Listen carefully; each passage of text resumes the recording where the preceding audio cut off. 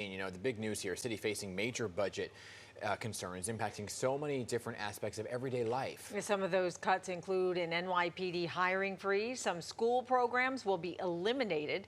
Sanitation will also see cuts, and libraries will close on Sundays. Most of the blame is placed on the migrant crisis. With us now is public advocate Jumaane Williams to talk more about this. Public advocate, good to see you. Thanks for being here. Good morning. Always a pleasure. Good to see you as well. So the first question, I guess, is what do you make of all of these cuts, and do you think the city council is actually going to move forward to approve it? Well, let's be clear. We are in some tough times, and there are some very rough decisions that have to be made. The first thing I want to do is make sure we stop blaming the asylum seekers for everything. I also want to be honest. Obviously, dealing with the asylum crisis makes things worse. But if we had no migrants here, if they never came, we still would be having this discussion because we were actually facing massive amounts of financial issues long before the asylum seekers came up. The comptroller just put out a report saying this. They are about a third of what it is, the gap that we're missing. So I want to make sure we stop blaming them for all of our financial problems. Yeah, I mean, City Controller, like you said, Brad Lander, Finance Committee Chair Justin Brannan, and Speaker Adrienne Adams all saying what you just said, that, you know, basically that it could have been avoided and not blamed on the migrant crisis. Do you agree then that it could have totally been avoided? We shouldn't have to be here right now? Well, we could have avoided some of these had we made some better decisions. And even more if the administration had joined us with some of the revenue-raising options we've been pushing for years that they always oppose. So there was a lot of things that we could have done to make the pain less. And so we do have like a perfect what? Because, you know, I'm gonna speak to Deputy Mayor later on today, Ann Williams Isom, and I'll bring up what you said, and she's gonna say like what? People say things and then they don't provide the solutions. So what is the solution then?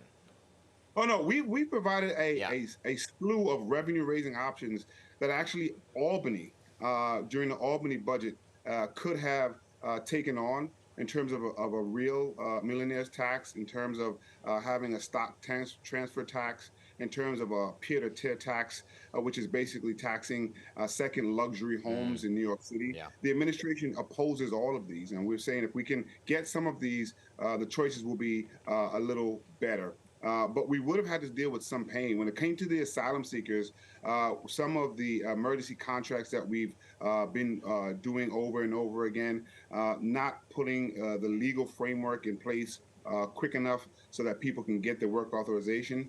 But all that to say, even if, particularly with the asylum crisis, if we had done everything perfectly, we still would need help from the state, which we're not getting much. We still would need help from Washington. So they are correct on that we need some assistance. But we want to make sure we don't blame all of them. We want to make sure we're doing everything we can to have a healthy budget and that we're using more of a scalpel than a bludgeon. But to be clear, we are in some serious times right now. Yeah, I mean, and that's the big concern. They're talking about cuts to the education budget when we have more students, which the mayor was just talking about, praising the fact that we have more students in the public school system. And then he's talking about cuts to the NYPD when there's so much crime going on underground. Well, what was interesting, the day before, the mayor was praising, as you mentioned, the DOE and the increase in students, which actually came from the migrants. And so the next day, he was blaming the migrants for everything else, but the day before, the reason we have that increase is because the migrants, we actually get paid per student, so that is helpful. And as I said, we have some painful decisions we have to make. When talking about public safety, the question is not just about our law enforcement. What do cuts to social services? What do cuts to youth programs? What do cuts to housing benefits? What do those do when it comes to public safety? Which is why we have to use more of a scalpel than the bludgeon and the wholesale 5%, 15% cuts across agencies, because not every cut is going to be as harmful as other cuts, although they're all going to be painful. So we should come together, particularly the mayor and the council, and all of us who have this conversation, and have a discussion about this. But putting out these large-scale cuts and blaming the asylum seekers aren't helpful. But I do want to join the mayor and administration saying that we are in some financial problems that we have to get some assistance for. Right, and I mean, you've all been sounding the drum on that one, right? And beating the drum about getting more federal aid in particular to deal with the crisis as well. To be continued on that as the council tees up now for the vote on that budget and the cut. I want to get your take right now, Mr. Williams, on the current federal investigation into Mayor Adams' campaign finances. You, as you know, are next in line if the mayor were to say, hey, I have to resign. Are you preparing to possibly take office, and what do you make of the investigation? Well, as soon as I was elected public advocate, I knew that that was something I have to be prepared for. Right now, I'm not doing anything that we haven't always been done.